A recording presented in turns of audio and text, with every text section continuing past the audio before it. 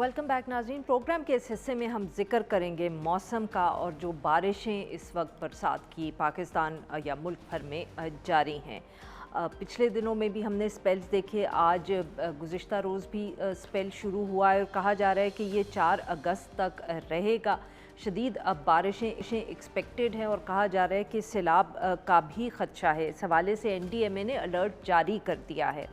NDMA के मुताबिक गिलगित बल्तिस्तान और खैबर पख्तूनख्वा के जो पहाड़ी इलाके हैं वहाँ लैंडस्लाइडिंग का ख़तरा है। इसके साथ साथ जो वहाँ नदी नाले हैं उनमें भी तेज़ पानी आ सकता है। पंजाब और सिंध के हवाले से उन्होंने दरियाओं में सैलाब का खदशा जो है वो ज़ाहिर किया है। कराची, लाहौर, इस्लामाबाद, वहाँ ऑब्वियसली शहरों में अर्बन फ्लडिंग जो है वो हमेशा हो सकती है जब भी तेज़ बारिशें हों। मगर इस वक्त सेंट्रल पंजाब का अगर हम जिक्र करें तो वहाँ बारिशों का जो असर है वो हमें नज़र आ रहा है। एक तरफ मुरीद की तरफ भी बहुत से ऐसे इलाके हैं जहाँ सैलाबी सूरत हाल जो है वो पैदा हो गई है। वहाँ काफ़ी खड़ी नस्लें जो ज़रई ज़मीन है उधर नुकसान हुआ है। बल्कि डॉन अखबार ने रिपोर्ट भी किया कि वहाँ के जो मुकामी लोग हैं वो महकमा आबपाशी की शिकायत कर रहे हैं और कह रहे हैं कि नाले और जो वहाँ की गुज़रगाहें हैं अगर इनका वक्त पे इनकी सफाई कर ली जाती तो शायद हालात इतने ख़राब ना रहते।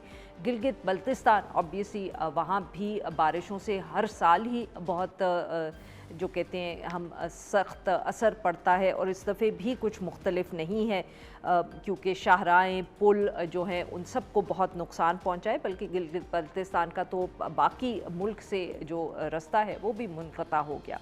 इन सब इश्यूज़ पे बात करने के लिए आज हमारे साथ मौजूद है नगरी साहब, सहाफ़ी हैं, डॉन अखबार से वाबस्ता हैं, गिलगित बल्तिस्तान से हमें ज्वाइन कर रहे हैं। और हमारे साथ मौजूद हैं खालिद हुसनैन साहब, ये भी सहाफ़ी हैं, डॉन अखबार से वाबस्ता हैं और लाहौर से हमें ज्वाइन कर रहे हैं। Welcome to the show gentleman. Jameel sahab, आपसे गुफ्तगू का आगाज़ करेंगे। सर बताएं क्या सूरत हाल है इस वक्त गिलगित बल्तिस्तान में बारिशों की और उससे जो नुकसान हुआ है। जी सलाम मैडम। चूँकि हर साल की तरह इस साल भी गिलगित बल्तिस्तान के मुख्तलिफ इलाकों में जो फ्लैश फ्लड्स थे, क्लाउड बर्स्ट फ्लड्स थे, ग्लेशियर लेक और बर्स्ट फ्लड्स थे और लैंड स्लाइडिंग और भी नेचुरल जो डिजास्टर्स है जिसकी वजह से जाहिर सी बात है यहाँ पर रोड कनेक्टिविटी बिल्कुल बंद रहा। पूरे एक हफ्ते तक जो मेजर जो एरियाज थे उनका रास्ता दीगर इलाकों से कटा हुआ था। Baltistan road, Astore valley road, vigour Shandur road भी कुछ टाइम बंद रहा, जिसकी वजह से और इसके अलावा भी रिमोट एरियाज में अभी भी रास्ते बंद है। लोगों को मसले मसाइल का सामना था और उसके अलावा कई इलाकों में लोग बेघर भी हुए हैं और बहुत सारे इलाकों में ठीक। घर डैमेज हुए हैं। 200 घर तबाह हुए हैं, लोग डिस्प्लेस हुए हैं। इलेक्ट्रिसिटी का निज़ाम दरहम बरहम है, इंटरनेट का निज़ाम और बहुत से मसले मसाइल का सामना करना पड़ रहा है। बिल्कुल ठीक। खालिद साहब, आपने जमील साहब की बात सुनी, वो गिलगित बल्तिस्तान का बता रहे थे। आप बताएं सर कि ये जो सेंट्रल पंजाब में बारिशों की वजह से असर पड़ा है तो आपके ख्याल में कौन से इलाके जो हैं उन पे ज़्यादा इस वक्त असर है? अच्छा, इसमें सबसे ज्यादा इम्पोर्टेंट जो बात वो ये है कि इसमें तमाम जो डिपार्टमेंट्स हैं गवर्नमेंट के वो खुद बड़े हैरान हैं कि ये सेंट्रल पंजाब में इतनी मैसिव अर्बन फ्लडिंग कैसे हुई और उसका इम्पैक्ट जो था आपकी जो सेमी रूरल और रूरल जो लोकेलिटीज हैं और ख़ास तौर पे लाहौर गुजरांवाला जीटी रोड पे उसका इम्पैक्ट उस पे बहुत ज़्यादा कैसे आ गया। वो उनके मुताबिक महकमा अच्छा, यानी कि इरिगेशन वो के ये लोगों कह के रहे हैं कि मुताबिक वो जैसे एक्सपेक्ट नहीं कर रहे थे। वो यानी कि बिल्कुल आप ये कह एक्सपेक्ट रहे नहीं हैं वो कर रहे थे और एक्सपेक्ट वो नहीं कर उनमें रहे से थे। उनमें उनमें अच्छा। उनमें से तो इरिगेशन डिपार्टमेंट के कुछ लोगों ने मुझे बताया कि उनकी 30 साल की सर्विस हो गई है कि उन्होंने अभी तक इतनी अर्बन फ्लडिंग इन एरियाज में कभी देखी ही नहीं। ठीक है। और सबसे ज्यादा जो अफेक्ट हुए हैं अच्छा। लाहौर लाहौर डिवीजन का जो शेखुपुरा डिस्ट्रिक्ट है उसकी दो तहसीलें हैं, एक है फिरोजवाला और एक है मुरीद के। जो इनमें वर्स्ट अफेक्टेड जो तहसील है वो है फिरोजवाला। जो लाहौर GT रोड पे जब जाते हैं हम लाहौर से गुजरांवाला तो रास्ते में फर्स्ट पहला ही फिरोजवाला स्टेशन आता है जो कालाशाह काकू के बाद आता है।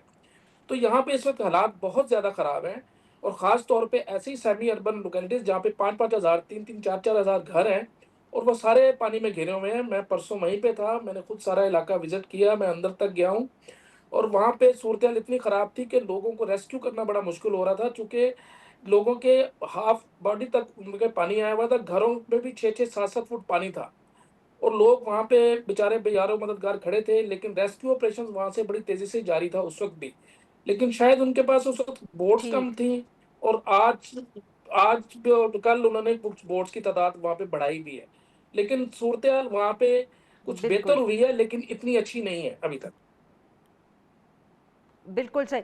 We'll just come back to that sir. मैं जमील साहब से भी ज़रा यहाँ बात कर लें। जमील साहब ये बताइएगा कि जो बिजली का जब निज़ाम बारिशों की वजह से असर पड़ता है उस पे गिलगित बल्तिस्तान में, तो वो फिर कितनी तेज़ी से उसको हैंडल कर सकती है वहाँ की अथॉरिटीज़, या वो इंतज़ार करते हैं लोग जब तक बारिशें ख़त्म ना हो जाएं?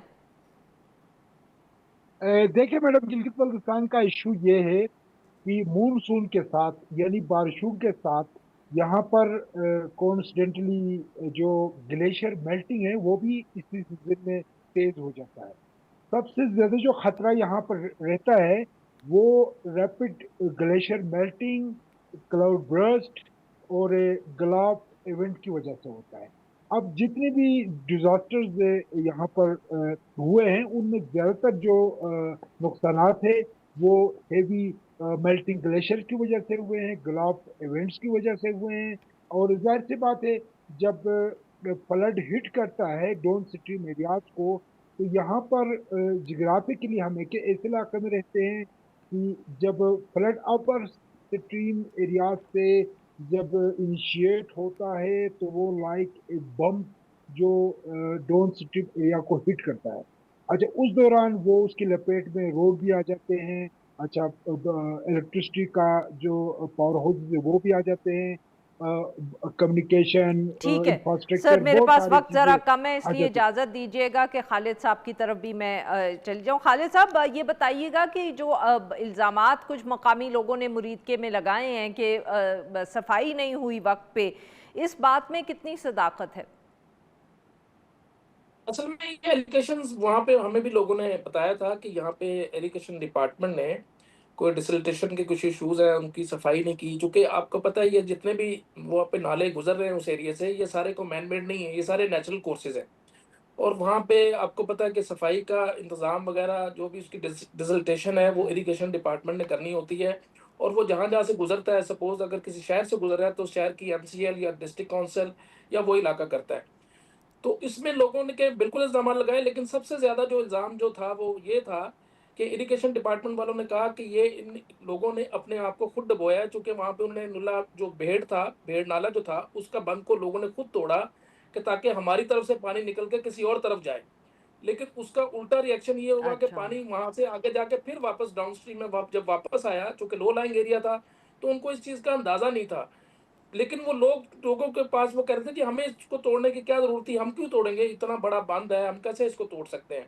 लेकिन इरिगेशन डिपार्टमेंट वाले कह रहे थे कि ये लोगों ने वहाँ पे खुद को बंद तोड़ा है, ताकि अगर उन्होंने देखा कि अगर ठीक है। हमारी आबादी में पानी आ गया, तो ये कहीं और निकले, दूसरे भी साथ डूबे इसके। बिल्कुल सही। बहुत बहुत शुक्रिया हमारे दो मेहमानों ने हमारे लिए वक्त निकाला। नाज़रीन, यहाँ पे लेंगे एक छोटी सी ब्रेक, और जब हम ब्रेक से वापस आएंगे तो हम महकमा मौसमियात से बात करेंगे कि इस दफ़े कैसी रही बारिशें और आगे क्या आ रहा